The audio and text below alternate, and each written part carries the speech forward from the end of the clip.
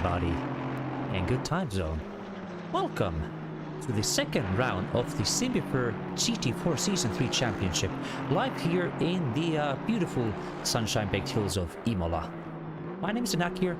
We're soon to be hopefully joined by Plasma Radar as he is rushing on his way home to join us on this commentary booth here, as we have 7 minutes left to go on our practice session here. Also, it's going to be a beautiful, nice track here in Imola, or as the Italians would like to call it, the Autodromo Internazionale Enzo Edino Ferrari. Quite a mouthful, but what's even more here is the speed on this track. Lots of straights, many chicanes. It's going to definitely be favoring the power-oriented cars on our track here, on our current lineup here, like the Aston Martins, the McLarens, the Mercedes, even the very notoriously difficult to drive Maseratis here. Whereas the more handling-oriented cars, perhaps the KTMs, the Ginettas, they might have some more difficulties here to get the car wrangled here, but it's definitely going to be getting some interesting racing on throughout this beautiful track here. We have about 6 minutes left to go on the practice session here before we're going to have another qualifying session here to see who's going to be starting where going up in our qualifying session. But before we get going on our race to the pole position here, I wanted to do a quick look here over what the point standings are going into this next round in Imola. Starting off with our pro category here, we have Ashergoat with a dominant win last time in Hungaroring, able to secure that pole position and just cruise to the victory all the way throughout the Hungaroring race here and not be challenged by anybody. Followed up by Grimlilith in second place with a really respectable finish, and on third place we have Bushel in third with a very surprising first silver drivers here of Vossi and Newt lining up in fourth and fifth place here, which is quite surprising to see. We would have wanted to see perhaps more of our pro drivers here on the higher end of the field here, but it's going to be very interesting to see how they will be able to fare themselves throughout the next round over here. Going further down the grid here, we also see our first AM drivers here in the overall category. It's going to be Lup, able to lead the AM category here in a respectable 13th place, with Zizors and Kuhn and Ruby Kitsune Fox able to round out the top 5 here in the AM category here. But moving on over to the individual categories in silver, it's going to be a similar thing as in the overall category. We currently have Vossi able to get their own win. They're able to challenge even the pro drivers up at their lead to being almost able to get a podium finish last time, but still very dominant win from them in the silver class. They're able to hold on to that lead here, with Newt coming up in second place with a pretty respectable result also from Blade Wolf, Kagegeo, Aiden and Lunatic able to round out the top 5 here on the silver grid. Going up into our AM class here, we actually had a very surprise win from Lup, who started behind Zizos, who secured the pole position here. So this is going to be the only one of the 3 classes here where the pole position winner did not actually win the race in the end here.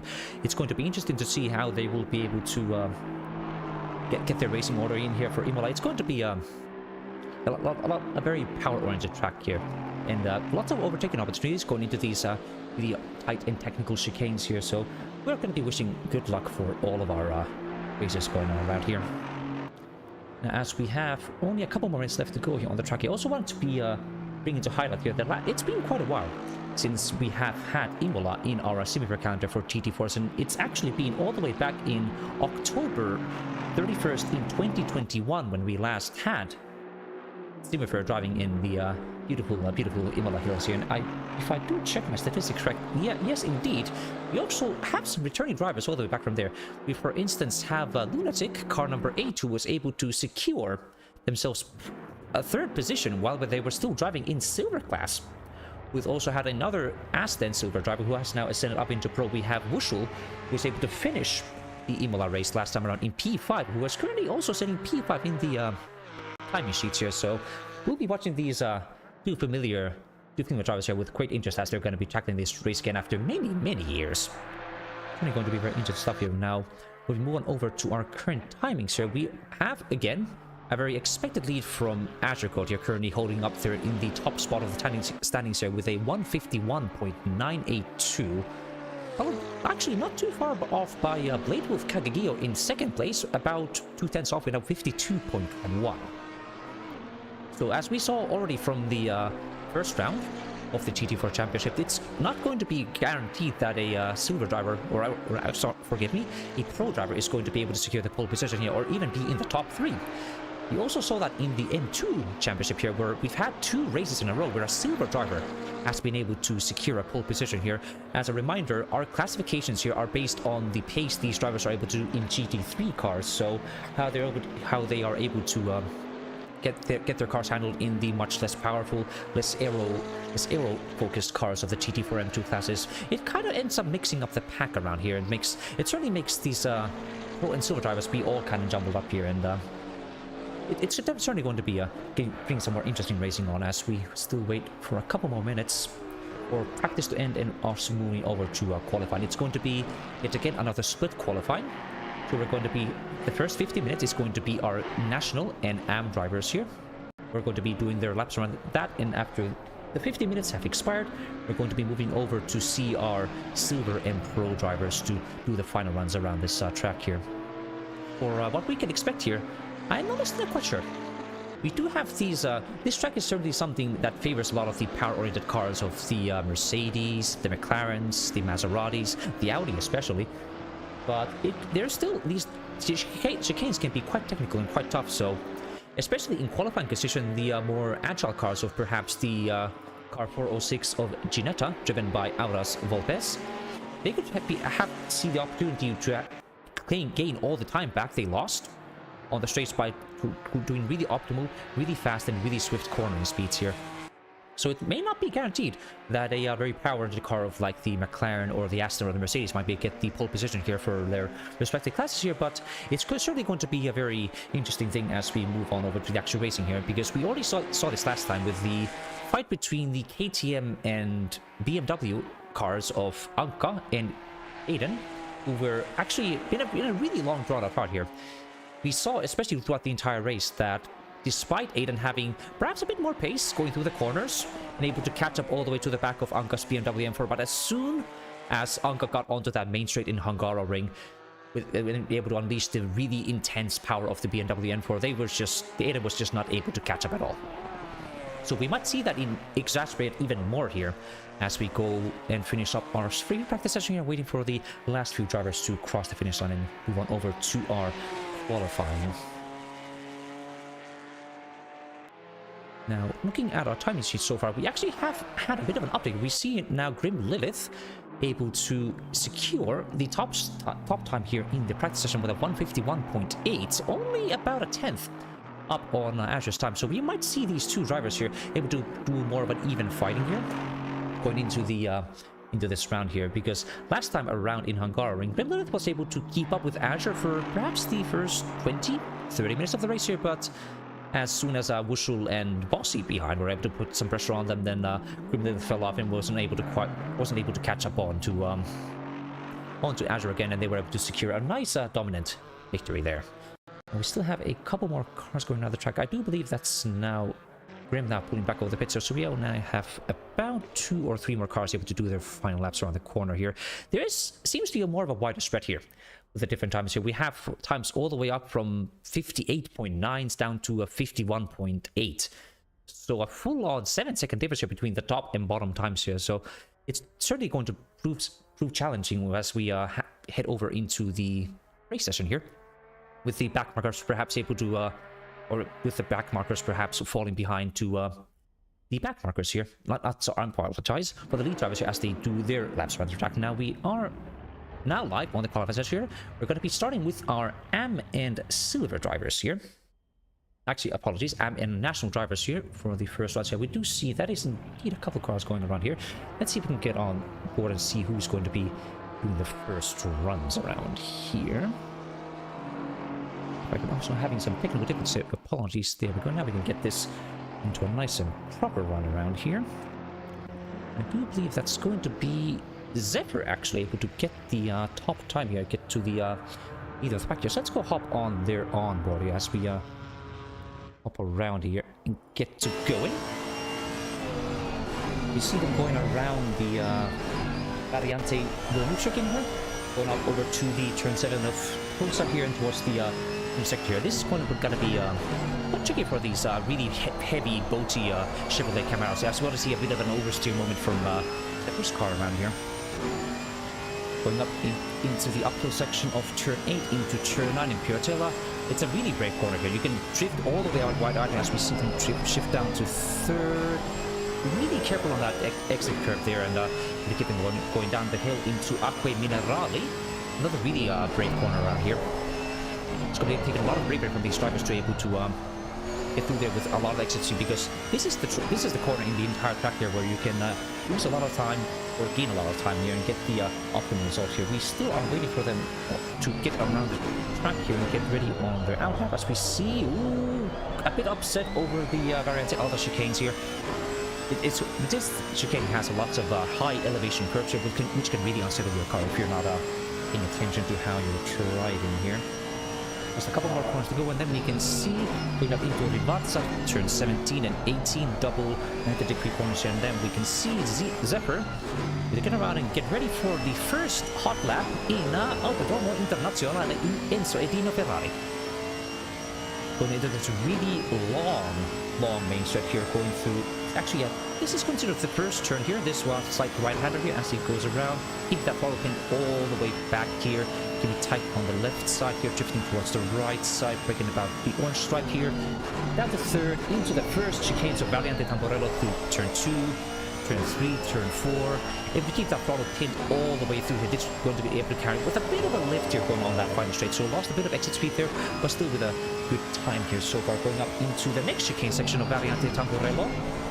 Variante Villeneuve in turn 5 and 6, able to get just nice and good on that exit. With a tight braking zone going into turn 7 of Tulsa, keeping that car tucked in. A bit of exit oversteer here, but able to keep it together here. Up the hill to turn 8, drifting towards the left a bit before you hook it around this little bend here over to the right side. Set yourself up nice and smooth here for the turn 9 of Piratella. Press the curve a little bit, drifting wide outside still on a batted lap as we see them go around here towards the notorious tricky section of Acqua Minerali. A lot of speed here, drifting all the way around here. A bit of oversteer as they go through the turn 12 section to the third turn 13, able to still hold together here nice and smooth.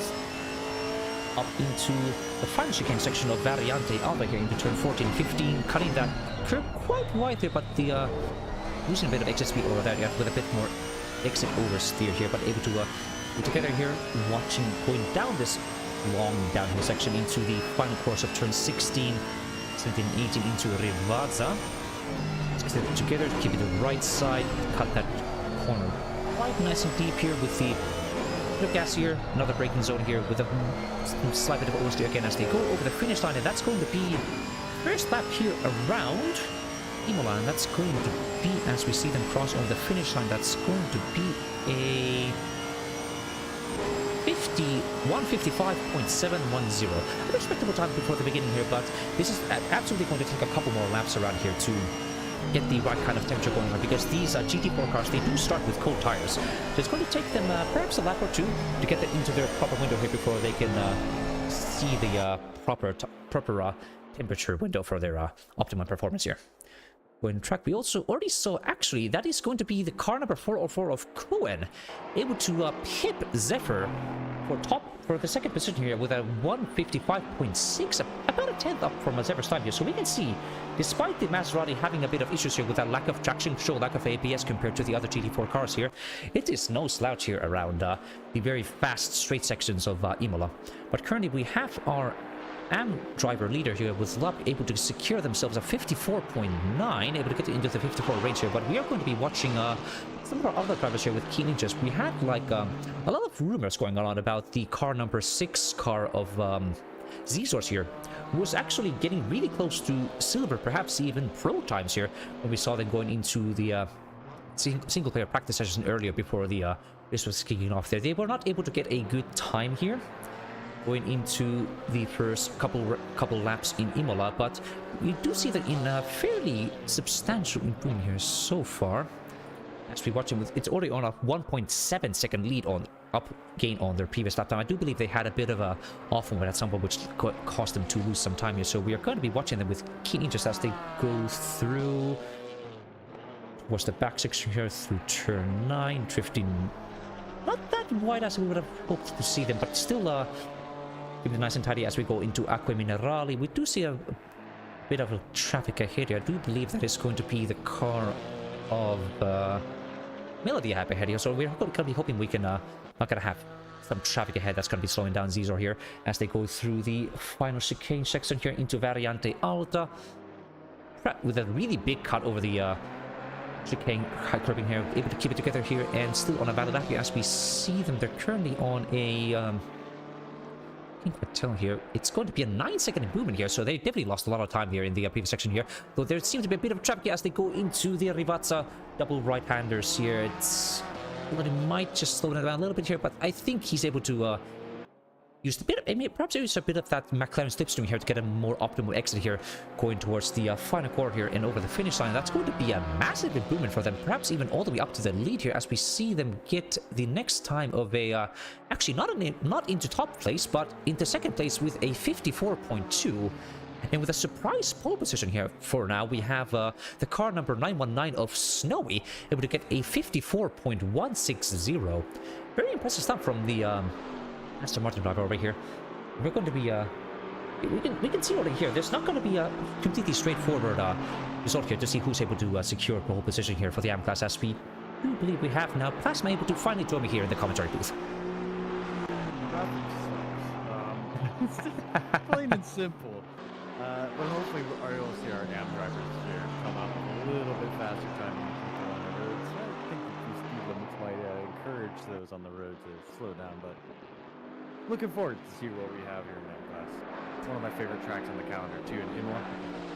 Certainly quite a, it's gonna lend itself to GT4. Absolutely, yeah. These long straights here, and with the very technical chicane section, it's going to be working well towards both the more power-oriented cars of the Astons, the BMWs, the Chevrolets, and also towards the more handling-oriented cars of the Ginettas and perhaps even the Porsches here. So it's going to be a fun race here. We already saw that in the previous round here, where with the KTM and the BMW battles we saw, where the KTM was able to catch up on all the corners around Hungaroring, but as soon as the we got onto the main straight here, the BMW was able to pull away with their just superior engine power. So we might see a lot more of that going into the Imola, with the straights even more exacerbated, as we saw in Hungaroring. Yeah, absolutely. This is going to be a track that's going to be about the curbs the most, though, who can launch themselves over those. So I'm really curious to see how the KTM's going to handle this track. I know there's no KTMs here in the AM class, but once we know ourselves on forward to Silver and Pros running out, I think they're going to be really, really interesting to see what's going to crack out of that group. Of course, we still have cars like the Camaro populating our AM class, populating it very much so. There's 4 of our cars in the AM class, but I believe 10 are in the Chevy, and that's another car that I do believe, if I'm not mistaken, is quite strong over the curbs as well. Yes, I do believe so, and I do believe overall we have, from what I last checked, we have 5 Camaros overall in our GT4 season at the moment. We have 3 in the AM class here. That's going to be... Actually, no, that is actually correction. There's now 4 Camaros, because we had a couple new entrants since the last I made a update on my standings. So there's going to be the cars of Jinful, Zephyr, Lup, and Wolfing Foxtail, all driving the big muscly car of the American muscle car here. But we do see also Kuhn here with their Maserati able to keep a P5 position here with a 154.8. We don't see them doing an improvement right now, but they are not too far off from even Zizor's time here at a 54.2. So despite the lack of traction control and ABS on the Maserati, we still see them being able to compete quite well with the other more modern and better equipped cars. Yeah, no, it's absolutely going to be an interesting livery, as usual. Still can't really seem to find where it is on track. I don't know, but it's Maserati, very, very tricky car. But I do think Imola would lend itself quite well for the Maserati. Granted, there's quite a few heavy braking things. The Maserati does seem to do very, very good in that kind of medium speed range, and that is what the majority of Imola is. So I do look forward to not only just see what Cohn's going to be able to do here, but when S-Spirit comes around the track in the Pro Class as well, I do believe it's going to be one of the more fun cars to watch. Absolutely, indeed. Looking down on our grid here, we see also there's going to be the car number 7 of Zephyr in yet another Camaro here on a quite substantial improvement here, currently up by 8/10 of a second on their previous lap time here, as we see them going down towards the downhill section into Rivazza. When watching them with great interest, we do believe with how their current time is, that's going to be putting them all the way up into P4, perhaps even P3 here, as we see them going through the final two right-handers here into the main straight. Also see, there's actually Melody at the back here on another really substantial improvement here, but we're going to be watching how close is Zephyr going to be able to get that big yellow brick of car, as they very adequately call it in their livery here. It's going to be a improvement up into P4 with a 54.5. Now 4/10 off of UND's time here in the 54.1, but certainly an impressive time from the new driver here.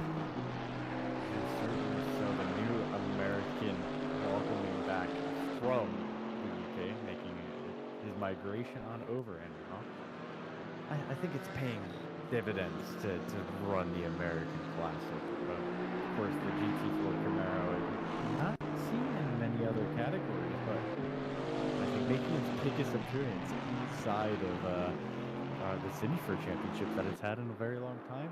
Do you think there's going to be a few other drivers here that we need to keep our eyes on as well? Not just only are we dealing with the BMWs further ahead has actually put in quite a strong lap as well. Another car that is fairly decent over the curbs, but that BMW is going to be gaining a lot of its time on the straights. It does seem to lack a little bit of downforce in my experience having driven it before. So I'm really interested to see how that goes into the rest of the field. Yes, we do saw earlier in the practice session before the start of the race here, Zizo was able to get some very impressive times here, and the track started to rubber up into the fast and optimum sections here. I do believe he was able to even brush up into the very high 52s here on his very fastest laps here, so we're going to be watching this BMW with great interest here. They are currently not on an improvement from their previous lap time here, as we're going to be on the final 2 minutes of our first split on our qualifying run here. We do indeed have a split qualifying here, with the first 50 minutes going to be filling up by the AM and National drivers here, with the final 50 minutes going to be rounded out by the Silver and Pro drivers here. So currently the track is in a fast track here, but as we see more cars just driving around there, getting the rubber on the road here, we are probably going to be seeing the fastest times going to be secured by the Silver and Pro drivers here, as we see Zizo going up to the main straight here, but not on an improvement here. So going to have to come back to them later here. Yeah, it's going to be one heck of a lap coming in for these AM drivers, as everyone that has crossed the line from, I believe, are actually just about to cross the line. We'll be on their final lap. Mine says 6:21, if I had to guess, based off of where we're at. So it's going to be the final countdown for many of these drivers. As we follow the 529, taking a peek down through Aqua Mineral, using all of the track, so well put together so far by Wolfen, trying to make the run up to Variante Alta, and just put down a little bit faster of a time, and we're looking about level on the splits. Through Variante Alta, taking a lot of the first curve and then cutting the second. It is going to be a time loss, I do believe, for Wolfen, as it was not all of the track being used on the exit there. It's going to have to be made up in these final two corners. Ravazza 1, downhill braking zone, trying to gain the time. I'm going to big lunge into the apex, and then into Ravazza 2, take a little bit of that inside curb, let it track out. Is it going to be an improvement for Wolfen? I don't think so, as they are taking to the pits. Yeah, unfortunately, they seem to have lost. They were early on the earlier part of the track here, up by 6/10 on their previous lap time here. So, unfortunately, they were not able to finish up the run here. We do see 50 minutes now up, so now it's time for our Silver and Pro drivers to get on the track here. We have still Luck in the car number 61 on their out lap here, with also Cohen and Chinfo still on a lap there, but none of these drivers seem to be on an improvement so far. So, it is very much looking like that car number 919 of Snowy was able to secure the pole position here. Very impressive run from him. Yeah, not only just pole, but by 2/10, and if you ignore Caesars, 8/10 to the rest of the field. So a very, very strong lap coming in from the 919. Yeah, watching. I believe though. one of our favorites, sorry to interject as we are following along, Newt is going to be one of the major favorites. The McLaren, also a car that I think this is personally going to be my favorite car for this track. McLaren having a very, very strong mid-range power band that it's going to spend most of its time on this track. As we see them following behind, I believe that is the McLaren of Azure. So we're going to see line of stern with two of the fastest drivers on the grid with what I believe is going to be the fastest car in the grid. And this is going to lend itself to be quite the qualifying battle if I had to take a guess. So yeah, we're going to be seeing them finishing up their outlaps and getting ready for their first hot laps around this more rubbered up circuit in Imola here, as we go watch them on their onboard going through the final rivazza here into the main straight up into the really long acceleration zone here. Take ourselves down to the main straight with Azure Pit as we tip it around the curviest straight I've ever seen in Italians. Didn't exactly know how to make that break, but we're going to get ourselves set up for turn one. Let it drift out to the braking zone as we enter the first chicane at Tamburello. Take a lot of the inside curve and open up to the right hand, quite a bit on the exit as well, and really just focus on holding the tight, allowing the speed to the final lap as we now get set up for Vilna. A lot of curve on the first corner here, open up the second as we see it just floating the car in, letting it track out and taking as much space as possible, then through Toka as we tip it in very, very late apex to get the drive out here as the camera comes late in the corner. As you're looking able to put that together quite well, Piratella is going to be the corner that I think is going to doom quite a few qualifying laps here in the pro class. You see how Azure puts it in into the apex, maybe a little bit of understeer entry, had to overslow a tiny bit, but the power is going down. Variante Alta, much maligned corner for a lot of incidents. Tipped in first apex, drift out onto the exit curb, and tipped in for the second early on the power and the run up the hill, taking a little bit of the sausage curb on the exit and setting up for Variante Alta. This is going to be one of the main overtaking spots on the track. Hard on the brakes, take a lot of the first curve, a lot of the second curve early on the power, let the car just bounce around and settle itself as you straighten it out and open that throttle up wide as in the run to Rivazza 2. Downhill braking zone, very, very tricky, probably our other main overtaking spot on the track as you tip it in off camber, get the camber back on mid-corner, set it up for Rivazza 2 before you're really even exited out of 1 and down to the end of the track in the start for the shortest path to that start-finish straight. First lap coming in from Azure and this pro class. It looks fast, maybe a little bit left on the table, but it is going to be a 151.4, so opening up immediately with the provisional pole position. Yes, very, very impressive run here from Azure Godia. We do see also Newt coming up behind them, 4/10 behind with a 151.8. So our pro drivers are able to immediately open up their account when getting into the 51 range with their McLarens here. Going up, we also see Horace Lopez almost a full second behind on the lead, way over a second behind on their lead times here with a 52.6 with Blade Wolf also another for a second here behind. We also see the car number 523 of Saber Kitsune not able to get their lap together quite as well as the other cars. Only down in P9 currently with a 53.7, actually losing a bit of time to some of our AM drivers here. Yeah, but it is also very early on. Remember, these GT4s do need some time to get their tires warmed up to where they need to be. So I'm not too concerned seeing that right now. Again, that KTM, very, very strong over the curves. I think it'll just need some time to get things set up. It is quite poor in the straights, though. So it could be causing some issues, as we talked about the McLaren being so strong because of its mid-range power. The KTM lacking that, think could be the sole reason why you'll see that car struggling as we take over to Vossi, P5, newly acquainted member of Tig Gang Racing, I believe. So went from copycat to part of the team, and then of course another Tiger joining the team I think is well fit as we take a ride along with the P5 Porsche. Yes, it only made sense to have another fellow Tiger join the Big Racing team here. We do see them going up into the turn 8 and 9 corner of Piratella here with a very substantial improvement here, 5/10 up on their previous lap time, able to nice and tidy without drifting all the way out to the exit curb into turn 9, down into turn 10, into the dangerous and tricky Acqua Minerale. We see them being wide out on the apex, a tight on the exit. Bit of a bounce on the curbing here, but able to keep it pinned together with another 2/10 up on their rear side here. We see them going down fast into Variante Alta here, wide on the entry here. Kind of very aggressive over those yellow curbings here, with not able to get that exit quite as well here, but still on an improvement here so far as we see them take that final downhill curb here into 16 and into Rivazza 1 and Rivazza 2 here. See them going up right on the right side and hitting that curb, getting the curb here on the inside towards the final Rivazza here. Almost touching the gravel here as we see them going around. With a bit of a bounce on that final Rivazza here as we see them going over the finish line here now with a very substantial 7/10 improvement. That's going to be putting them up into, I do believe that's going to be second or third place as they go over. Actually, it's going to be fourth place here with a 152 dead. 152 dead, but that improvement mostly missed because of Azure's first lap.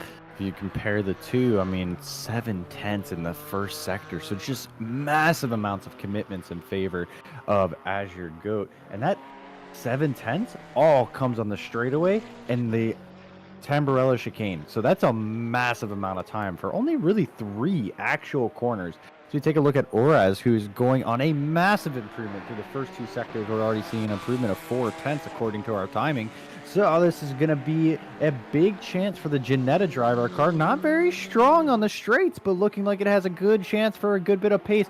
Putting up some wheels on the side of that curb and tipping the car in early on throttle. Able to drive the car all the ways out to the exit curb, and a lot of inside curb on the inside of Rivazza 2 as well. So is this Ginetta going to get promoted up? I do believe so. We're going to have to wait to see till we cross the line. Drivers peeled up to that timing screen. Yes, a big jump from Oraz all the ways up to P2 with a 151.7, but still 6/10 to go to Oraz, or Azure. Yes, we do see that despite the lack of straight line speed on this Ginetta G55 here, they can really make up all that time in these chicane sections here, especially in those Variante Tamburello section where you can just keep your throttle in the entire way with the Ginetta, whereas you can't really accomplish that same kind of performance with the other more less agile cars around the track here. We also do see another improvement here coming from Azure. They're currently on a 2.5 improvement as they go around turn 9 and turn 10 towards the Aqua Minerale section here. Still a very commanding lead from our not quite a unexpected lead driver here going into the GT4 racing. No, not at all. And I do believe the McLaren, again, I think this is one of its strongest tracks on the calendar. So this would be much like trying to go into the F1 season and say that Max Verstappen isn't going to win a race if you ignore Singapore, because this car is more or less made for this circuit, and Azure is absolutely in sync with that McLaren right now. And I think it more than shows as we watch this. And a big improvement still on the car, just 3/10 coming in for the McLaren. The 765 has 2 more corners to navigate, tipped into Rivazza 1 once again early on throttle and using even more curb than you could think is possible, and on the drive out of Rivazza 2. So it is going to be an improvement most likely. It looked well put together, but how big of an improvement is going to be? The benchmark is about to be set, and it is going to be a 1 minute 50.880 from the McLaren as we see it pull to the side of the road and get ready to return to the pits. I'd say that Azure's probably pretty happy with that lap. Yeah, it's going to be a major challenge for all the other drivers here in Silver and Pro classes here to challenge that kind of commanding time. Almost a second up on Oraz' previous personal best lap. And we do see Grim Lilith here, the other Pro driver who was able to challenge Azure for their in the previous Hunger race here in a small improvement as well, about 3/10 here, but still nowhere near the times that Azure has been able to pull off here. As we see them cross the finish line, that's going to be, hopefully it's going to be up into P2, yes. Unless they actually had an invalid lap time and that lap time did not actually count. How unfortunate from them. Yeah, I'm trying to track down what their lap time was. It looks like it was an invalid 151.5, so I think they picked up an invalidation on the final couple of corners there, because that would have put them in a solid P2 by quite a margin, 2/10 to the next car. So Grim now having all the work to do in the last kind of 4.5 minutes left in this session. But I'm seeing green all over my timing screen right now as the majority of drivers are setting a new fastest lap. The first one being Newt, 5/10 of a second coming out of Variante Alta. So we have 2 more real corners to go, and we could see another change for P2 and perhaps maybe some momentum starting to roll for that pole challenge. Yeah, we do see them on another. Actually, they actually lost a bit more time going into the Rivazza section, so about 2/10 here, but they're still on a very command lead here. They are going to be able to jump. Actually, they just went wide there and evaded their lap time going on that final curve there. That other thing that's going to be a big point of contention here in Imola is going to be track limits. We already saw here, like with Grimlith and now with Newt, they are able to get those fast times here, but especially in the Rivazzas, in the chicanes here, you can easily just get your car a tiny bit too wide, cut the chicane a bit too late, and that's going to be invalidating your lap time. Yeah, absolutely. And it's very, very easy to just creep a little bit too wide in one of these corners here or there and just lose your lap wholesale, as I believe Newt might have just lost their lap again, looking like having dipped a tire on the outside and missing the first apex of Villeneuve. So this lap, I think, is all but gone, and it is definitely gone now as they drift wide and tip the car into the invalid section of the lap. As we see the Maserati that I was really looking forward to seeing where it was going to perform and where it was going to settle itself down at. Sitting in P10 right now, but currently up about 2/10 coming down to Aqua Minerale, and it doesn't seem like a lot, but 2/10 right now, even if they doubled that on, they could see themselves sitting within the top 5 very easily with just a couple of tenths improvement here. So don't count out that small improvement from being much more. Although I do believe they had a bit of a moment hard over the curbs out through Variante Alta, and it looks like the car was all over the place, but that could be fast in the Maserati. Almost called it a McLaren, but looking very, very lively, that car, using all of the grip that it could possibly have given as we tip down to the Rivazza 1.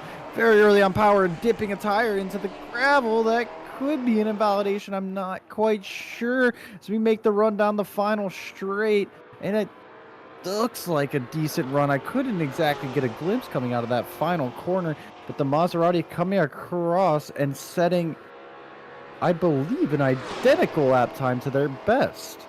Yeah, that is indeed correct. They would, again, lost all of that time here in that last sector with going a bit too wide into the Rivazzas, going a bit unsettled into the currently other chicane. We do see Lunatic here currently on a 4/10 improvement as we go for the final minute and a half of our qualifying session here. They were actually one of the only drivers, when I checked my statistics, they and Wushel currently sitting in P6, who were actually in their previous time Simufur ran a GT4 race in Imola.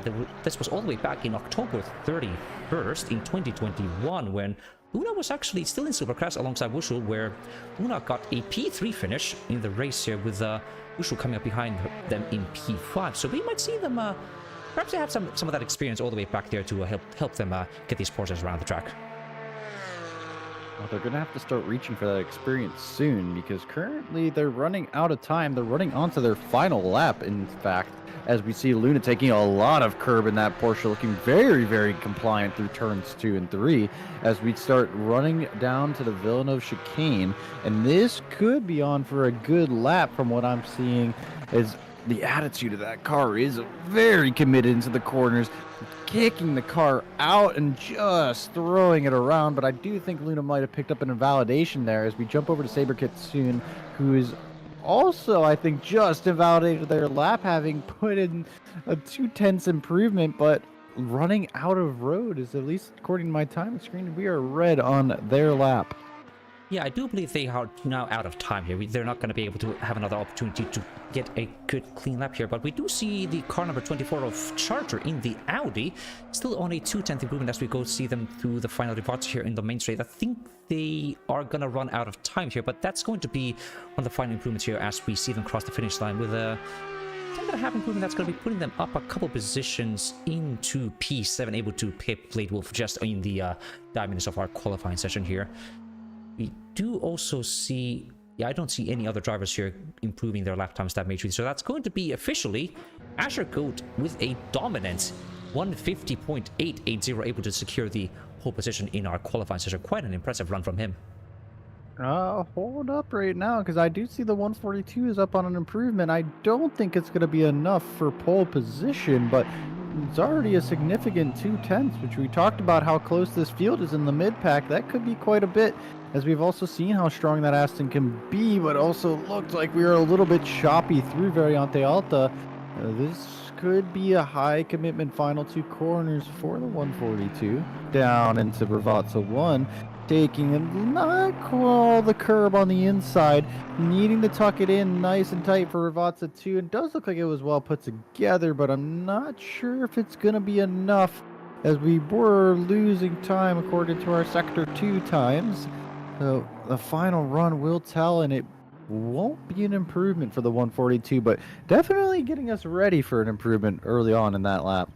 Absolutely, yeah. And that's now going to be officially the end of our qualifying session here. So going up in our overall position, we have indeed Azure Goat being able to get that 150.8 time here and commanding pole position. But right behind them, in silver, again, we have very strong contenders here with Auras Volpes able to get a 151.7 and get that silver pole position here. Quite an unexpected result here, I would have to say. I wasn't expecting the Jeanette to be able to get that quite far ahead on the rankings here, but that just goes to show that nothing's impossible here around Imola. No, not at all. And this is going to be a track that, while it is on the slightly harder end of overtaking, it is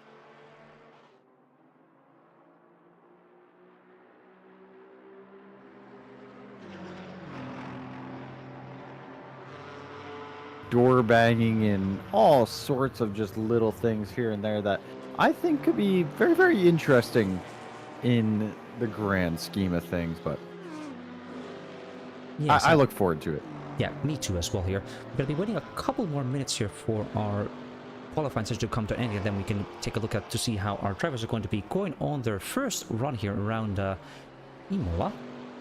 We are now have a bit of a, if we're going to have a bit of a recap on our previous runs results here, we do still have in our overall position, it's going to be our Azure Goat able to get that win last time, it's keeping them in the lead here. But in our silver rankings here, we have Vossi in a previous winner in the race. So we're currently in P4, a couple of positions behind on Newt and Auras Volpes, and his Auras was also in the previous race here. So if Auras is able to get this win here, that's going to be putting them quite high up in the standings here, and possibly able to even overtake Vossi if we see Vossi struggle a little bit here in the race here coming up. Yeah, absolutely. What does interest me, though, is all the different manufacturers that are being represented just within the top 10. There is only 2 manufacturers that repeat, being McLaren and Porsche, and I think the Porsche is just purely circumstantial of it's a Porsche. But quite frankly, I mean, the diversity is McLaren, Ginetta, Porsche, Mercedes, Audi, Aston Martin, KTM, Maserati, and Chevy. Top 10 manufacturers there.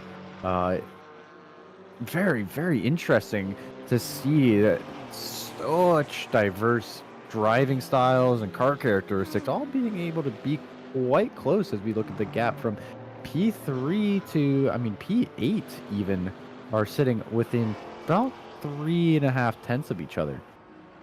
Yeah, we do that. Also, going down into our AM grid here, we also see quite some close fights here. I know Snow was able to get quite a substantial gap here of about 2 or 3 tenths here.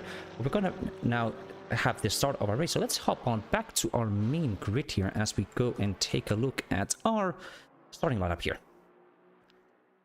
Yeah, and our starting lineup, of course, led away by Azure Goat, the one, the only, as you'd expect their GT4 connoisseur to take us away. And what else other than the McLaren GT4, looking like a very, very strong race car here as we tip back to the 406 of Auras, being able to pip a P2 in that Ginetta, looking very, very strong.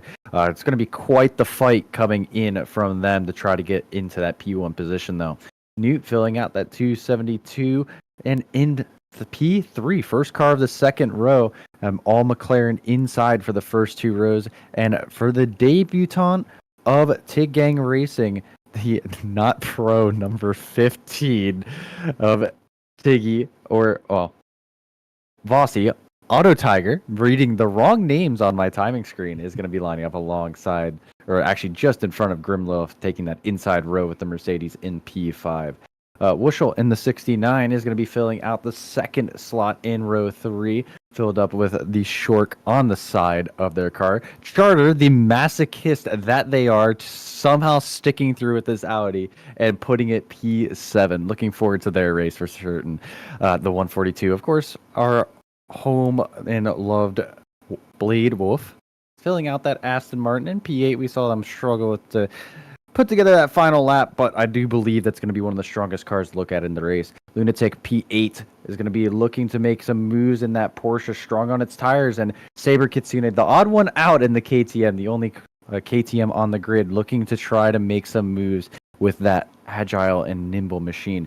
The Maserati, 777 of S Spirit, looking in P11, a disappointing qualifying for them, but all eyes forward as they are lined up alongside Dipping Sauce with the probably most obnoxious Camaro I have ever seen. Bright chrome. I mean, all the drivers are going to be blinded by that light. The 808 is going to be lining up in P13. That's MNU underscore in the Porsche. They're going to be lined up right next to your AM pole sitter, the 919 of Snowy. Very strong qualifying from them. I believe their first AM pole in either quite a while or historically. I'm not quite sure on that. Caesars in the BMW is going to be lining up on the inside next to Wanav in the 911. We see a very, very bright green and purple. Then the All-American Machine, the 621 owned by Lupp, is going to be lining up P17 next to the New American and the other Camaro, the Taxi of the number 7 of Zephyr. Wolf and Foxdale, the 529, a Camaro, I believe 456 coming in as they're going to be filling out P19. Cohen in the 404, no texture found, P20. Jinfolf, the 96, the final Camaro on the grid, going to be lined up in row 11 right next to Melody, the 64 McLaren, rolling away with the Super Mario Brothers theme as we see them followed behind by the safety car, the M2 Cup car, driven by our wonderful safety car Spitzer, as we will see them follow up any crashes that might come and occur on this opening lap. Yes, it's certainly going to be a very interesting start here. We historically not have had the best luck in Imola. I remember we had quite a few incidents in our previous runs here in the GT3 main season last year where there were quite some big pileups. So hopefully we can avoid those going this time around here into not turn 1 but turn 2 into that first Variante chicane section here. But I'm hopeful that we're going to be able to have a clean run here. Yeah, it is certainly a track that can cause chaos, and I'm really interested to see which of these cars are going to get off the line at best. I would expect to see the likes of some of our lighter cars like the Jeanette and KTM to be able to get a drive out, but I really can't see any reason why those McLarens with such strong mid-range power aren't going to be able to just pull away off this restart. So look to the front, as I do believe Newt, if I had to take a guess, will be making a move for that P2 right into turn 1. Yeah, we're going to be watching them with very much keen interest as we see them going through the middle sector of the track into Acqua Minerale. See the drivers weaving, running their brakes, starting to get those tires one bit here. It's going to be perhaps going to be a bit more of a tire issue here into this track. It's also going to be a much hotter track than we were last time going into Hungaroring. So again, we have a mandatory pit stop here, only needing to put on fuel here, so no mandatory tire swap here. But depending on how bad the tire wear is going to be, we can maybe see some of the drivers here consider the option of putting on the tires. So we're unlikely to see that, but maybe a point for these drivers to consider as we get ready for the final couple corners here towards the main straight, waiting for them to go line astern.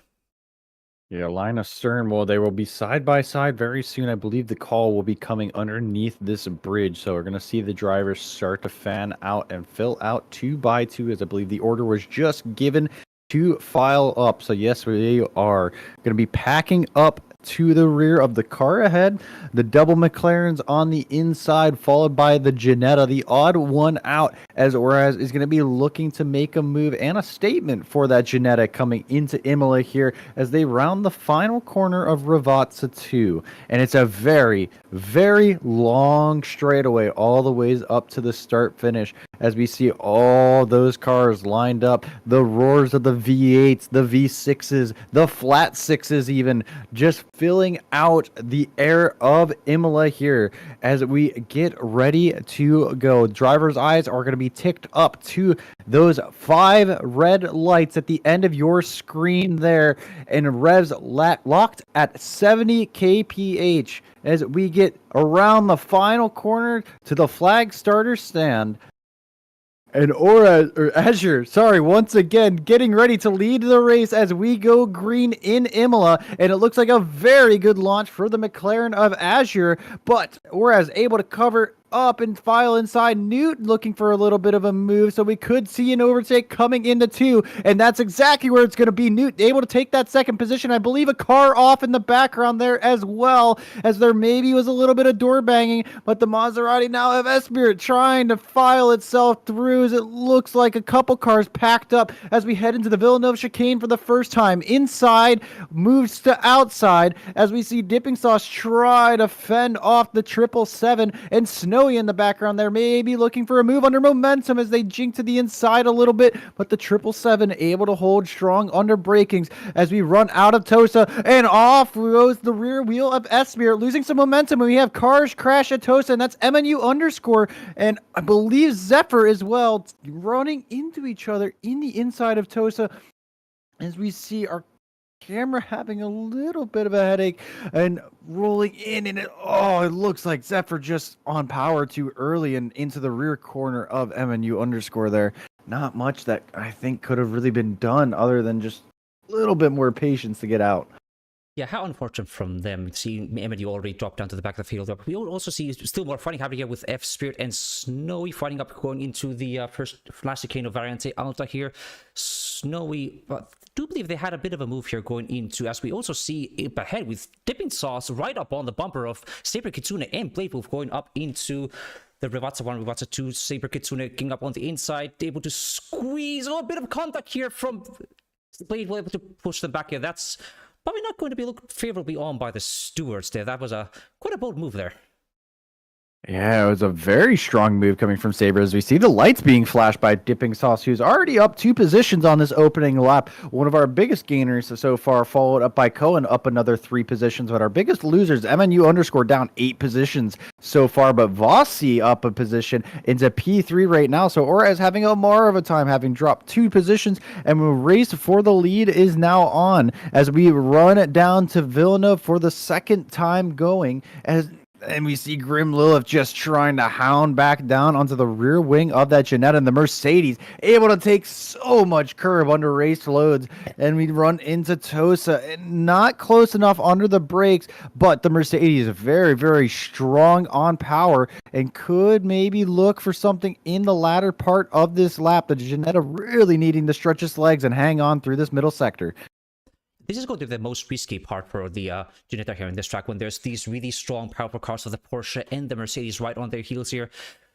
The car number 406 of ours is really going to have to send them over the into Aquamarine, as we see Grim a bit of a tiny approach as we see them going up on the outside using that massive V8 of the Mercedes. Have a bit of a look here, but not quite able to get that move to stick, going up into Variante Alta, starting right behind them. We'll see them going up again, having a tiny peak down into the downhill section, into turn 16, into Rivazza 1s and 2s. But I was still able to hold on in that Ginetta here quite impressively. Yes, quite impressively indeed. But we also saw that Mercedes start to kind of bleed out at the end of the straightaway on the run up to Variante Alta, and that Ginetta may be gaining a little bit of a straight line advantage. Could be running really low on downforce here, which may make this very, very interesting. A car that's classically normally strong on the straight, and versus a car that's classically normally quite weak, actually going to be reversing the roles. But Grimlov gaining onto the rear wing of the 406, taking to the outside of 1, set up for 2, and deep under the brakes as we try to tip it in. And yes, Grim's going to be able to clear the 406 of Oraz dropping another position now and having a nightmare of a first lap. Is now we're going to see Wushel taking to the inside of Villeneuve chicane and going to that inside line. It looks like Oraz are going to back out in another position. The momentum just falling out of their hands right now as Wushel up now to P5 and on the charge to try to take that fight to Grim Lilith. Yeah, unfortunately, ours is just not able to quite get that Ginette in the right position to hold up on the mass. As we do see a car going up in the back of that, I do believe that is the car of MNU_ going up into the first chicane here. That is, I need to see what's happening in that replay here. Just a second. It's getting a bit of a headache with our camera to try to get that going. We see them going up, currently on their own, trying to just do as good of a recovery here, going up in. I do believe they still going at fine, going up in, but going over the chicanes here, yeah, they just had a bit too much curb on that chicane here and just spun out and lost a bit of time there. How unfortunate. Yeah, bottoming out the car over the curb and ejecting it into the air is what we just saw there. Is a couple other cars looking to benefit from the position. I believe Zephyr and also maybe Melody having benefited from that final spot there. But MNU_ now having all the work to do as we move ourselves up the field to the back of the silver grid here, trying to run away from the AMs. In the background there, you see Snowy, our leading AM driver, as F-Spirit is hounding onto the back of Blade Wolf here. And that Maserati, very, very strong, but the lack of assist means that F-Spirit needs to be very careful to not overdo it and burn these tires out. Actually, versus a car that is classically very well known for its race pace and keeping those tires alive. So we look over the rear wing and just how strong that Maserati is in a straight line, taking to the outside here and braking a little bit early. Blade Wolf just standing for his life as we roll through the inside curbs of 2 into 3 and a little bit wide going through 4. This could open up the door for the Maserati, but I don't think they're able to hook up the run. Blade Wolf could be in danger here, but about half a look coming in over the curbs. The Aston able to fend off for now. Yeah, actually, we do see them going up on the gravel here with the F-Spirit able to have a bit of peak, but not quite able to get them. Very close fighting from both the Aston and the Maserati here, as we saw them going all the way on the grass there to hopefully get that move to stick. Going up, we also see Auras Volpes here, still able to hang up on the back of Wushel here, currently sitting in P6. Not the race result that he maybe would have been wanting here, but he's still holding on and trying his best to get back up on the field and maybe chance to the top 5 again. Yeah, or I think Oraz finally settling down into their pace now and trying to run through and get back up onto that overall podium. They're still holding the silver podium, but they aren't in scot-free. That Audi right behind them, the R8 GT4, is hounding for a class position, and that is going to be your silver podium battle. Charter hot on the heels as Oraz needing to try to get their way back past the 69 of Wushel here, as it definitely looks like they have the pace, but that Ginetta is going to have a very, very hard time trying to get past the 69. Yes, absolutely. We also see further down the grid, we also have the cars of Lunatic, Saber Kitsune, Dipping Sauce, all also locked in their fight to get ahead of there. It seemed almost like almost a 6-car fight here, all the way up in from P6 to P10 here, trying to gain these positions here. So it's going to be interesting. We also see Azure Code was able to now go with finish time with a new fastest lap time of a 151.4. So already, as we actually do see a yellow flag coming up from Vossi, they also, they went a bit wide here, going up into the first chicane here, losing all that time they had gained here. Let's go have a look on the replay to see how they were able to do that. So going up again, the similar story as we had with the MNU_ back on the grid. They just took a bit too much curb on that Variante Tamburello and just lost all the progress they had made. I do believe they were up in P3 before that unfortunate incident. Yeah, and the Porsche proving to not be very compliant over the curbs and knocking their cars around a lot whenever they take the inside of 2 and 3. And it's very, very easy to get sucked into the inside of 3. Take too much curb and get launched outside. That's where it becomes very important to have a car that can take those curbs and allow you to suck in to the inside line and just open up that final left-hander. But a couple of these drivers, especially these Porsches we've noticed in particular, aren't really able to do that. Yeah, it seems to be just like kind of a limitation of the Porsches here, not able to take those curbs as much as the other cars. As we do see Auras Volpes be able to take those curbs quite well with going up into Variante Alta here, still able to keep on the rear of Wushel, but not able to get that move to stick here.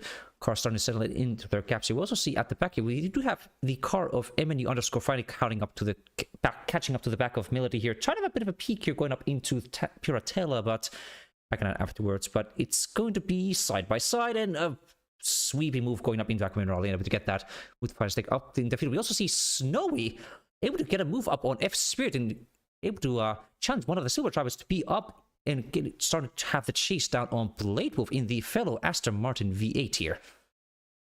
Yeah, Mono E Mono is going to be very soon, as we see that 919 having a blistering pace coming into this Imola round. And 10 minutes in, it's already looking like we could have a Snowy to Pro promotion coming out in the near future, as he is absolutely running away with it. I mean, so the next car right now in class, you're looking at about 2 seconds, which doesn't seem like much, but that car, that number 6 of Zzors, does have to get through F Spirit, who has already proven that they're struggling with that Maserati and might prove to be a little bit of a roadblock. But that being said, it looks like F Spirit might be looking to try to get that position back for P12 overall, as that gap's starting to close back down to the rear wing of that Aston Martin. Yeah, we do see, looking at our overall qualifying best times here, we do see Zzos has been able to get that better overall lap time than Snowy, but Snowy seems to have been able to just find those right opportunities on the track to get ahead of the cars and build up that gap, whereas Zzos seems to be struggling a bit more with get their tires up into temperature and get that move here, as we do see F-Speed getting up close on the outside, going up into Variante Alta, deep on those curves, deep over those sausages, and able to still stick here, as we see them going up into the final section here in turn 16 and into the Rivazzas here. We're going to be watching on their bonnet here as we see them crawling close, having a bit of a peak here, but backing out early, braking early, hoping to get maybe that better launcher going up into Rivazza 2, inching closer into the main straight here. Touch of the curb here with a good exit. That's going to be Snowy in massive 30 as we see them going side by side up on the main straight.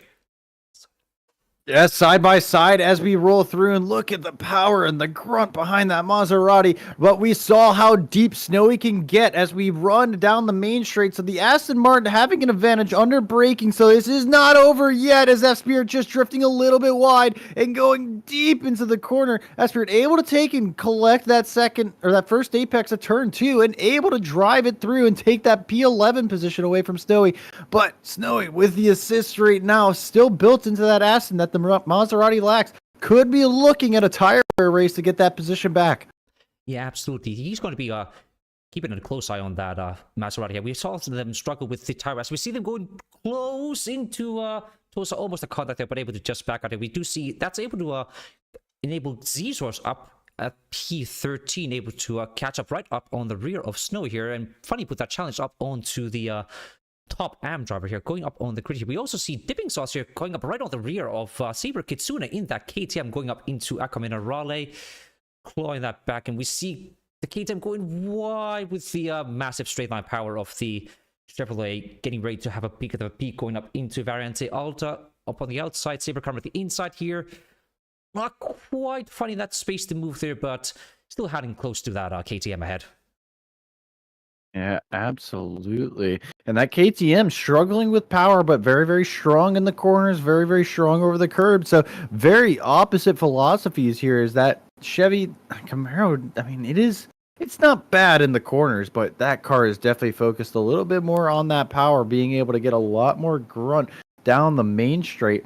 In fact, for direct comparison right now, actually, Saber Kitsune somehow having the faster speed trap right now than compared to Dipping Sauce, and what is admittedly quite a small engine in that KTM. And typically that car, I mean, I guess if they're stuck in the draft, getting pulled a little bit closer, but very, very impressive pace that Saber's able to pull out of that car is going to make it that much harder for the Camaro, which is surprisingly a case slower down that speed trap. Yeah, perhaps it's that lightness of the KTM. Yes, we do see another car with a yellow flag here. I do believe that is the car number 2064 of Melody. Had a bit of a spin here going up in the chicane, but not collecting anybody. So we're just going to move on back to our in readers here with Dipping, Saber, and Luna getting a bit closer with each other, all fighting for that P7 position in the overall standings here.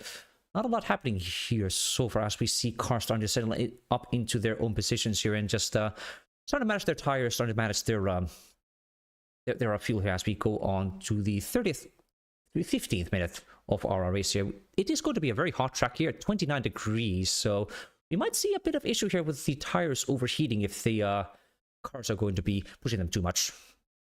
And my question just before you mentioned that was going to be what our strategy is going to look like, as these drivers are all obligated to run into the pits at some point during this race. Now, there is no obligation for them to change their tires, and I believe most of our drivers will not change their tires, as I've seen a few people posting their tire wear runs in our channels. But it is certainly going to be an interesting look of who's going to pit when, because you can jump into the pits, get some clean air, and then maybe get yourself out in front of one of these cars holding you up. Like maybe Saber here, who might be running faster lap times than Luna, rather than battling, might be looking to try to get some kind of pit. But I don't think that's on their mind in the cockpit of that 523, as we see them sucking up to the rear end of the number 8, the Porsche, deep under the brakes, very, very deep, trying and able to collect turn 2 and 3, but the KTM able to set up a run on the exit. But I believe that Porsche having just enough power to hold themselves safe up front as we take a ride along through and over the curb in the first apex of Villeneuve. And the second, letting it drift out, a little bit of understeer coming in on an entry of 6 and rolling it through Tosa. You can just see that Porsche every time on exit, able to just get a little bit more drive than the 523 right now. Yes, we do see they're also able to catch up that gap over to the car number 24 of the Audi as well here. We see the Porsche here able to just claw that distance away on the exit of all these corners here. We do see also Charter here still holding up with the very notoriously difficult to drive Audi over here as we see them going through the Acqua Minerale, but the Saber Goods are going a bit wide over into Acqua Minerale, and that's going to be the other risk these drivers are going to have. These track limits are not forgiving in Imola, so we could perhaps see some more drive-throughs from these drivers if they overdrive their cars too much. Yes, many of them very, very aggressive, but I do believe they're still relatively lenient on when you get a warning, but they are very strict on when you will invalidate your lap. So we could see some drivers start to creep out and maybe take some liberties, but although Imola, it's a track that the limits really are set by the edge of the track. There's not really a lot of places that you can cut to gain a lot of time, as Lunatic diving into the pits, maybe looking to get out of that pack and let people fight to slow themselves up, perhaps try to get in front on that undercut. Also, additionally, letting your tires cool down a little bit, as the track's 31C right now. So it is cooking quite well and is going to be destroying the surface of some of these GT4s if they're not paying attention to it. Yeah, but what we are also not really paying attention, because nothing really has been happening, is going to be the car 765 of Azure Code, who's been able to pull a 5-second gap on the fellow McLaren behind you in currently in P2. They have been having a relatively quiet racer at the front, which not surprising. I'm gonna be honest here, so we're probably gonna be seeing them cruise away here, unless there's gonna be some major accident coming up here. Yeah, I struggle to see any way that Azure can throw this race away outside of a crash of their own fault. And I believe lap traffic's pretty far away, so we might only see them get one round through of lap traffic. So definitely going to be far-fetched, as Grim Lilith looking to possibly put pressure onto the back of Newt here. Diving hard under the brakes as we run into Variante Alta, and a little bit slow for Newt, struggling to get the front end of the car, and then a little bit of instability, it looked like, as Grim Lilith, I think, too close to really set up and get a run through the exit. Coming down into Ravazza 1, yes, that gap stretched out just a little bit, so having to back up in Blade Wolf and Dipping Sauce, I believe, coming in and having made contact. Snowy following through with F-Spirit and Zezors as well, all moving up an extra position. What happened here? We're going to be seeing that on the replay here. We see them going through into Acqua Minerale, still here holding it together. I do think there's going to be somebody going, oh, that is indeed Dipping Sauce, going a bit loose there with Blade able to get that better run up, going up into Variante Alta here. We see them almost side by side there with Blade going with that deep into that chicane, but a bit too late there, and unfortunately just hitting the rear of the Chevrolet Camaro here and causing an accident. and spinning them around, and a lot of time lost on top of positions gained. So certainly, I know there's not much bad blood between these two drivers, but we could see a little bit more starting to spark now, because that is a very rough move, to say the least, on the inside of Variante Alta. And, both cars have very, very little space, so you have to be quite cautious if you're going to make a move there. And unfortunately, Blade just misjudging it a tiny bit and collecting the rear right of Dipping Sauce. But Grim Lilith now trying to judge that gap to Newt and just pull themselves a little bit closer and mount that pressure to the 272, who is currently still holding on to the silver champ, or the silver class race lead, as well as P2 overall in Snowy, our AM class lead in P9, putting pressure on to the 777, who is currently trying to make their way up to the rear end of the silver podium. Yeah, they have been having a very impressive race so far. The Imola track seems to be one where Snowy is more comfortable around here, so they've been able to extract a lot more pace out of that GT4 Aston Martin here, as we see them going around with F-Speed a bit on going loose on the Aquaminerale section here, hopefully able to enabling Snowy to creep in ever so slightly closer, going into Variante Alta here, but not quite close enough, as we see them going up onto the chicane. Snowy really deep over those curbs, as we see another bit of loose moment here from the Maserati here. That Maserati seems to already be struggling with those tires, so they perhaps could consider going to the pits as well and get into that clean air and get out of from Snowy's hair. Yeah, absolutely. I certainly, this is the last thing Snowy wants right now, with, I believe, currently sitting around a 5-second lead to the next car in M. But that being said, Zezers did dive in that pit, so could be looking at an undercut. It looks like Snowy is going to take into the pit lane right now. Had enough of getting held up by that Maserati, who is looking quite weak on their tire wear, as Dipping Sauce now moving up to that P9 position. And another big moment for Melody, I think, recovering from a spin there at Variante Alta. A very, very easy corner to get thrown around at. Lunatic looking for a dive, possibly to the inside of Vossi, but unable to make it work. So we got action going around all over the track right now, as the strategy is really starting to fire up for these drivers. Yeah, we do believe had Vossi going up for a very early pit stop to probably just get the advantage of like undercutting, just driving clean here and get those positions back here. We see them hopefully able to get the work here, as Vossi able to get quite ahead here on this main straight to pull that back gap here, with Zephyr right behind them, closing in ever so slightly, going up into Variante Tamburello here, into turn 2, turn 3, still holding it together here. Up on the mid-section here to Variante Villeneuve. They're holding off strong here for now, as we see that gap not quite shrinky here, but car number 7 of Zephyr is definitely putting that camera out food space here, as we see quite a deep move here, a bit of grass here from, I do believe that was Vossi here, keeping that car in its paces. Yeah, no, Vossi is going to be looking for a strong result once this pit cycle comes to fruition. I believe so far that they are the leading car on pit cycles. We saw Lunatic come out of P7, I believe it was. So this is going to be around that effective battle for P7. Actually, I believe it will probably be a little bit higher, considering Vossi had sitting around that P4, P5 position. But this is going to be close to your podium battle here. So while they're currently sitting P14, it is far, far from over for these two. As we see Wolfen, I think, having a moment very wide in the outside of Variante Alta. Actually, I believe that was Jinful, if my excuse me.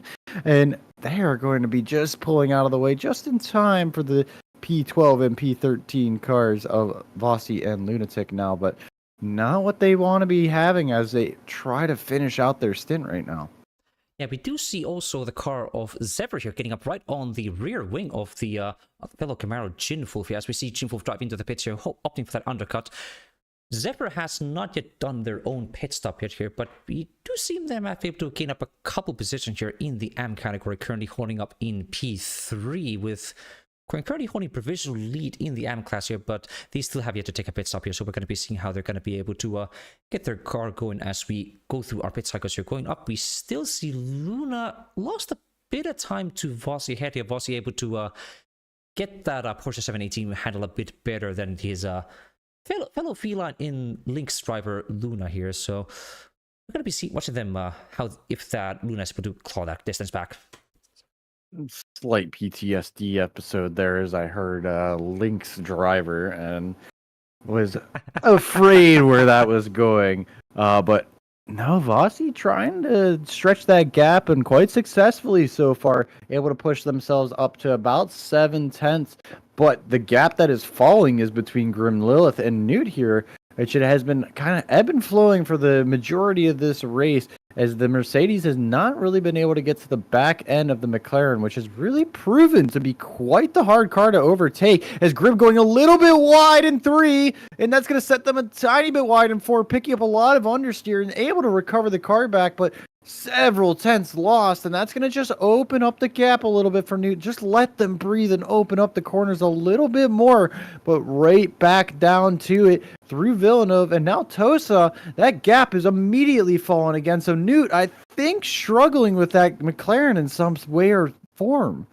Yeah, I do believe it's going to be that really hot track. We are now up in 32 degrees Celsius on track temperature here, and neither Grim, Wushu, I do believe none of the top 5 drivers, so all the way up from P11 to P1 have not gone to their pit cycles yet here. So going up into the latter half of the race here, they're starting to probably struggle with the power and the temperature in those tires on this boiling hot track where you could probably cook an egg in here, as we do see that it's looks to be a bit of a damaged car of Z's up ahead here. I'm not quite sure what happened to them, but there seems to be a bit of a lap trap coming ahead there that might give Grim Lilith an opportunity, as we see them going close to their bumper here into Variante Alta here, and having a bit of a peek, trying to get a look on the outside here, but Newt not quite close enough to get that move done here. But we see them going again, another peek here into Rivatsas, but again, Newt just slamming that door shot and not able to get that move done.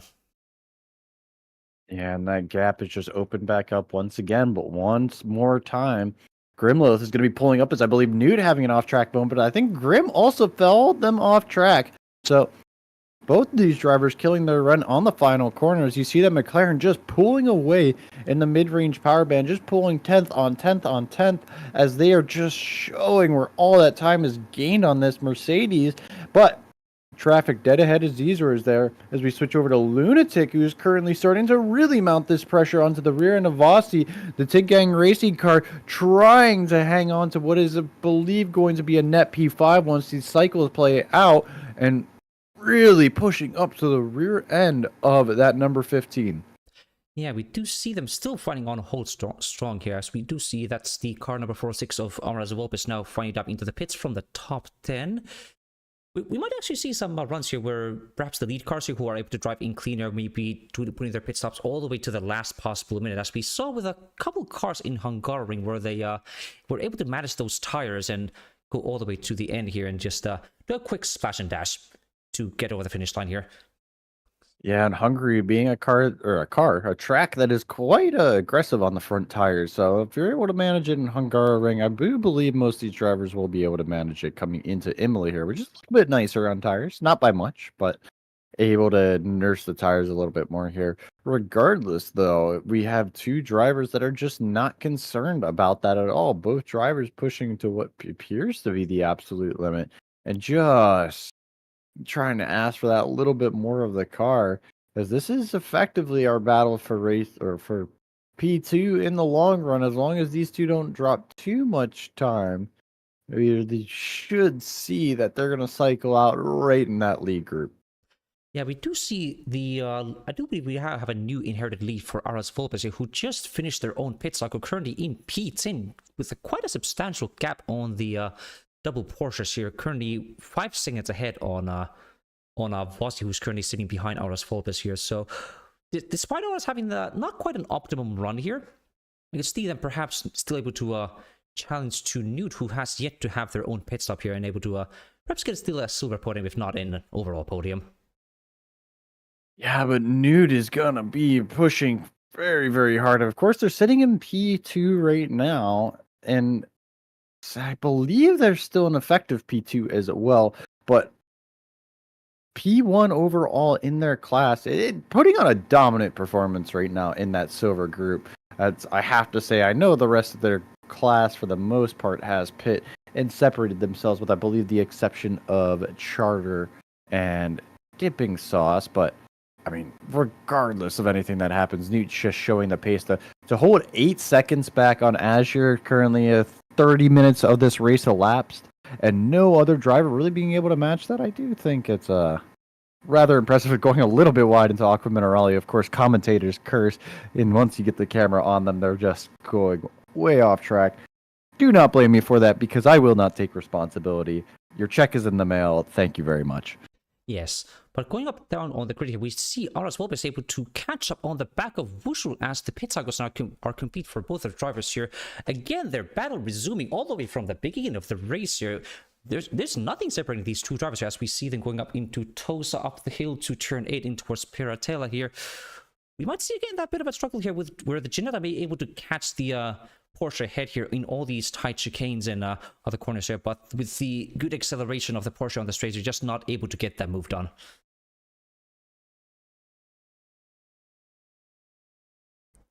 As we... Yeah, and taking in to Aqua Minerale, apologies, Orez is still once again just trying to kick that car over the curbs, and I struggle to see where this Ginetta is going to get a move going without a mistake coming from the Porsche. It's actually that mistake immediately coming through, going a little bit deep into Variante Alta, but is it a big enough one for Orez to come through? I don't believe so, as the flat 6 of that Porsche is just going to be able to pull them a little bit further away, and the Ginetta, not able to get close enough, even with what looked like a decent run.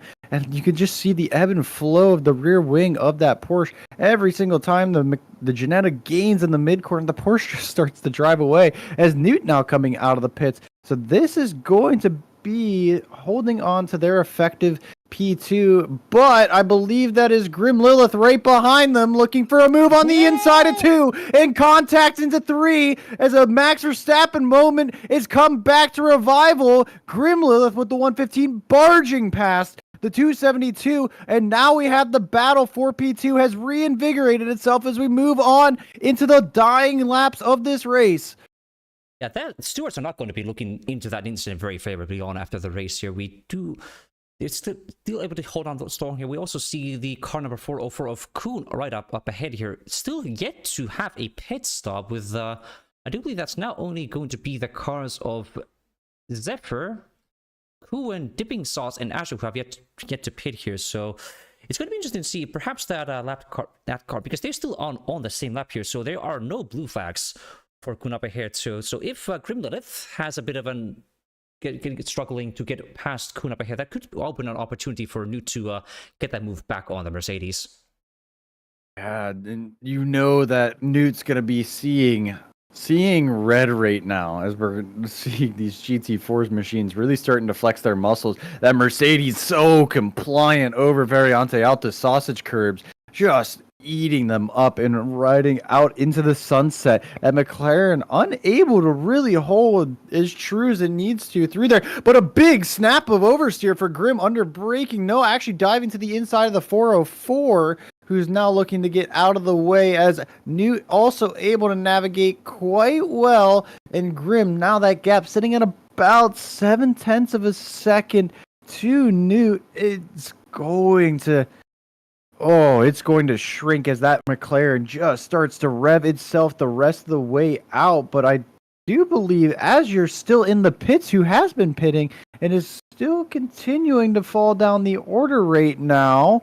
Coming out, finally exiting the pits into turn 2, but having fallen all the way down to 7th place, we could see them fall to 8th, but Vossi thinking better of it. Azure in the 765, dropping from 1st to 7th. I'd have to imagine they took tires to figure out what it was going to do to the car here, but that's a very, very significant amount of time. That's 30 seconds stationary if they took tires there. Yeah, I do believe they may have just... I'm sure if there was an intentional thing where they put on a new set of tires, or if that was a mistake on their part, because they have lost a lot of time there. Not quite sure what happened. We'll have to ask them again once we wrap up the race here. But going up into the grid here, we see now that's actually going to be Grim Lilith inheriting the lead of the race here currently, with Dipping Sauce ahead of them, but Dipping Sauce still yet to have their own pit stop here. So quite an interesting turn of events as we see Nude getting up close into Variante Alta here with a big little peek here, but I'm quite able to get that move to stick as we see them take a big chunk of that large sausage curbs here into variant the other and up down into the Rivazzas. Up, down, left, right. It's a roller coaster out here in Imola as Newt is now battling for the overall win and also the win in silver class. But looking at my pit times, it looks like Azure Goat with a 1 minute 14 total pit time. Well, every other car around them, 49 seconds, 50 seconds. So you're looking at 25 seconds, give or take a few, that Azure was in the pits for longer, and their stop time, the only stop exceeding 10 seconds of those cars around them, is Newt looking to the outside of Grim Lilith, going deep under the brakes, but a little bit of contact made as Grim fending off the 272 once again, and a little bit of doors are being banged, and once again the paint has been traded. Newt is going to have to work their rear off, and they are going to need to make a sacrifice of some kind if they're going to break this wall open. Yeah, absolutely. They are really driving right on the absolute edge of their cars as we see a big dive here coming up from car numbers 272 of Newt here, trying to just gain all those tiny little bits of tense here to get back on the rear of the Mercedes here and get that move going here. We also see at the back we have the car number 406 of Horace Volpes still stuck behind Wushel here, not able to get that move to stick here. I mean, Wushel currently holding on to that final top 5 position here on the top right here. We'll see Yuan in the background here, able to get in a fight here with Snowy, able to now inherit. I do believe that it's going to now be P2 in the AM class here. I do believe so. A big bump from Snowy, but yeah, Wanov has promoted themselves all the ways up into P2. As Snowy, did they have an incident earlier in the race? Because I do recall them being ahead of Zephyr earlier on, but Wanov actually, Zephyr has not pit. Same with Cohen. We could be looking at that. Might have been the change for the the AM class race lead right there, with a big incident for Snowy over the curbs. Yeah, that's quite an unfortunate scene from Snowy. They were able to hold that lead quite strong here throughout the entire race with again, it's those curbs, as we see them again bouncing on those curbs going into Aqua Minerale here. So we do see a lot of drivers here suffering from lots of bouncing and unsettling their car going into Variante Tamburello here. So something they have to absolutely be looking out for as we see them Snowy closing in slowly on that Porsche 718 ahead here, going up into the Rivatas here. So we might see them able to get that move as we see them going up a bit of a peak here into the Rivatas and maybe able to get that move going up on the main straight. We might see something come out of that Aston Martin, but I'm not too sure how the drive for each of these cars compares to each other on the main straight. Looks like Wanov getting a little bit weaker of an exit as we run down the main straight. At Aston Martin, I don't think having enough grunt to pull themselves all the ways in to the rear wing and into that draft. This is going to be another lap stuck behind the Porsche, but with 7.5 minutes to go, time is ticking for Snowy to recover that position as Wushel now starting to make their way through some lap traffic. Actually, Cohen still technically on the same lap, but again, having yet to pit as we roll through Aqua Minerale, being followed right behind by Oraz, and then directly behind there is Azure, who is trying to make their way back up through the field after losing that 25-second gap. As Wushel looking to the inside of Variante Alta, not a common overtaking spot, and Cohen almost making contact, as now you're going to see Oraz getting a little bit better of a run than the 404 Maserati, but Azure, the next car in line to try to take this position, looking to possibly make it 3 wide as the Maserati's braking early, able to take the inside, goes Azure, whereas Linus Stern now trying to set up for Ravazza 2 and take it down the main straight. A little bit of a bobble coming on the exit of Ravazza 2, but the McLaren with the drive, that mid-range power we've talked about all week long, now able to take it down the main straight, and that Ginetta just getting swamped down that front stretch, and that McLaren continuing to stretch its legs as you see that power differential is substantial. Yeah, we do also see in the background that's going to be the car number 142 and 24 of Charter and Bladefifth still in their own fight for some silver positions here, as we see Not quite a move here so far. It's going to be that big engine on the Audi able to keep that lead here going up into turn 2. Unless we see Blade with a dive going up into Variante. Tamperello able to get that move on the understeery Audi here and able to get that move to stick. Quite an impressive launch here from the Blade Wolf.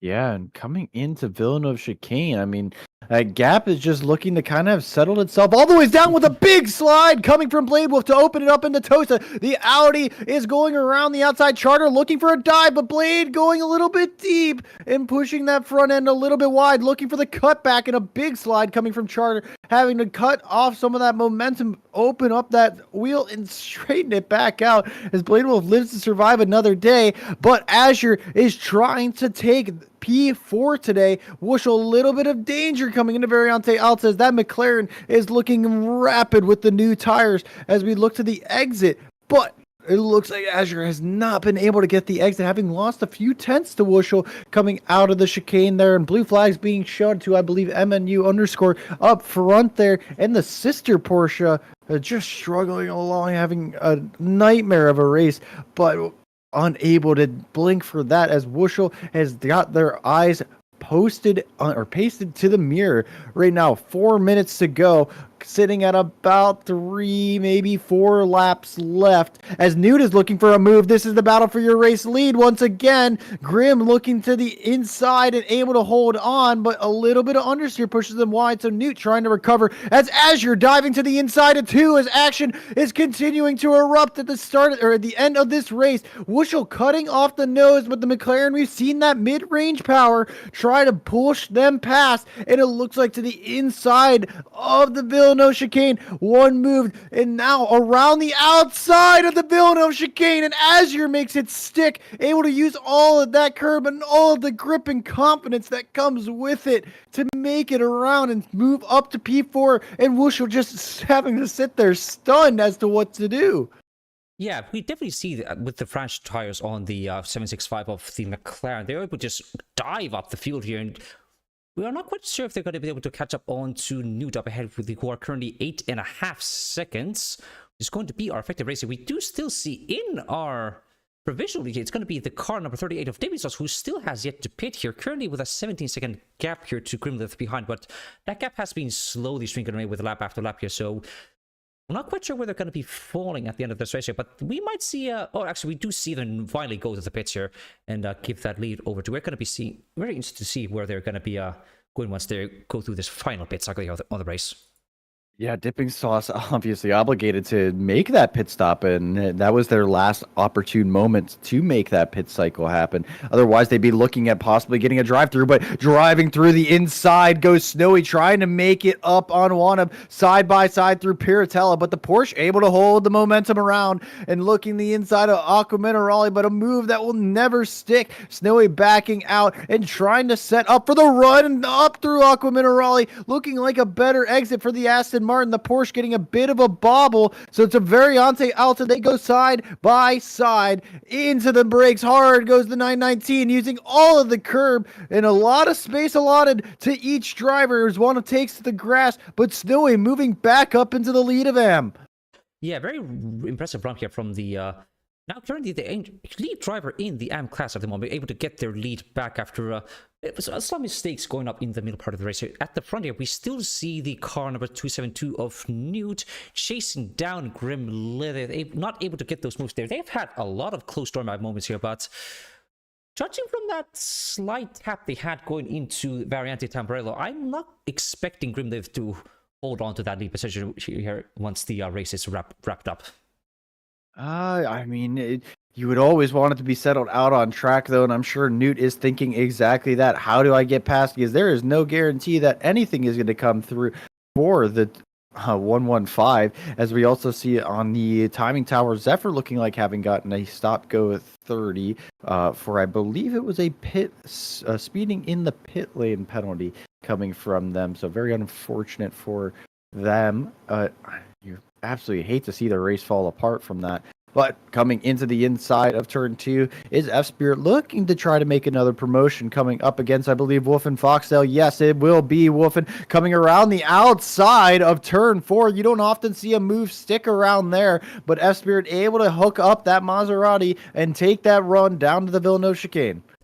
Yeah, I do believe they may have had some kind of incident or perhaps like a longer pit stop here, because they are currently down in P16 when they were previously got up here in the silver curtain, and actually behind the other fellow Maserati of Cohen here, currently up in P15 here. So not quite sure what happened with the with this blue and yellow Maserati here. We're gonna have to see what's gonna be happening with that at the end of the race here. But we do see up in the front here, you have the car number 406 of Aras Lopez still chasing down onto which are currently up in P4 with not much time separating between them, almost setting almost exact lap times for lap after lap after lap, just getting close, having those peaks, but not quite able to get those moves as we see them going up into Variante Villeneuve into Tosa, still clawing those gaps in those corners with each exit. Porsche is just able to get that acceleration and keep the lead. Yeah, and Aura looking up into Piratel. The gap is a little bit too far for the 406, but coming through Variante Alta, Piratella to Aqua Minerale, Variante Alta, a couple sequences of corners that this Ginetta has been very strong in, so a little bit of mistake from Wushel could cost them. His P4 position is very deep under the brakes, a lot of commitment from the 406, and the run up the hill is on, but I believe a slide on the exit maybe having cost them a little bit, and that Porsche also using the engine power underneath or in the rear of that machine to just pull away a little bit more as through the final sequence. I do believe it will be enough for Wushel to roll on through, but rolling through the final corner, Grim Lilith has persevered and has persisted. There's every single lap, Newt put on the pressure, but it is going to be an AMG victory today as through the checkered flag goes Grim Lilith Newt with a P2 overall, but your silver class winner as you're having to settle for a third step on the podium, which will, I believe, change our championship lead, was followed by 4th and 5th of Wushel and Oraz, and Vossi down in 6th, Lunatic coming through in 7th as we see the silver podium close up. Now Saber, the 523 coming across. Dipping Sauce, we saw Pip very, very late in the race, coming home for a strong P9, followed by the P10 Audi of Charter and P11 of Blade Wolf. But coming through as well, Snowy for the final time, coming into the Ravazza, the 919 from lights to flag, it seems like, at least in the record books, will take this car through the final corner and celebrating with their lights on already for the AM class victory and driving through, yes, a little bit of a celebration for one of as well in the background, closing up P2, and then Lup, I believe, immediately behind in a P3 for the AM class, followed closely by the 404 of Cohen, the Maserati leading as Spirit just throwing in a little bit of a drift through Ravazza too. But podiums closed up for each of the classes. We'll see Wolf and Foxtail come through in 17th, as I believe a driver just pipping out before each of our drivers here. Caesar's coming in with 18th. MNU underscore already in the pits for 19th, and Zephyr closing out your grid. So a little bit of damage on the front of that BMW. We did see Zezor fighting early on the race, so a bit of a disappointment to see them drop out with some damage. But Zephyr coming through the final two quarters a little bit deep, just trying to close out the race in the bright yellow car on the back as we see presented there. Finally bringing it to a close with the final Camaro, bringing it across the line. Yeah, quite an impressive run from all of our drivers here. Lots of positions gained here, and I do believe there is not a single car who finished in the same position they qualified at. We've seen, I don't know why I like the car number 404 of Cohen, who qualified down in P20, able to get all the way up into P14 with 6 positions gained here. So a very impressive run from our missing texture Maserati here. We also need to highlight with Grim Lilith up from P4, able to get that late win from Azure Gold, who had that quite a mysterious long pit stop that cost them the lead here. And that's going to be getting us the new overall championship leader here. Yeah, our new championship leader, but only by quite a few points, only by a couple points. So it is very much close in the championship. Is it's going to effectively be whoever finishes in front of who the most. It does feel like as every race, it is just Azure and Grim trading blows, and maybe Nuke coming in to pick up the scraps if there's a little bit of a coming together later on in this season. But you never know. That's what we have 4 more races to decide. Who will walk away the GT4 champion as we look forward to the rest of our schedule. Misano coming up next, followed by, I believe, Brands Hatch, which may be forecasted to have a little bit of wet weather coming in, followed by, of course, the always loved Paul Ricard. And our seemingly traditional season closer at Coda to close out the season. So 4 races to go, 4 different countries left to visit. And it is going to be an exciting rest of our championship, one that I certainly look forward to in the coming races. Me too, absolutely. These are going to be a wonderful treat to see how our competitors are going to be fighting with each other wheel to wheel, door to door on these later seasons here. But that's going to be it from the Simufur commentary team here for tonight here. You can see us again here on Sunday, as I'm going to be joined with Wolfing Foxtail for our next round of the M2 Sunday series here. That's going to be in Valencia. Brand new track that nobody's going to be able to have driven before in the M2, so that's going to be very interesting stuff to see here. But for now, me and Flat will wish you a very wonderful, pleasant good night, and we will see you again later.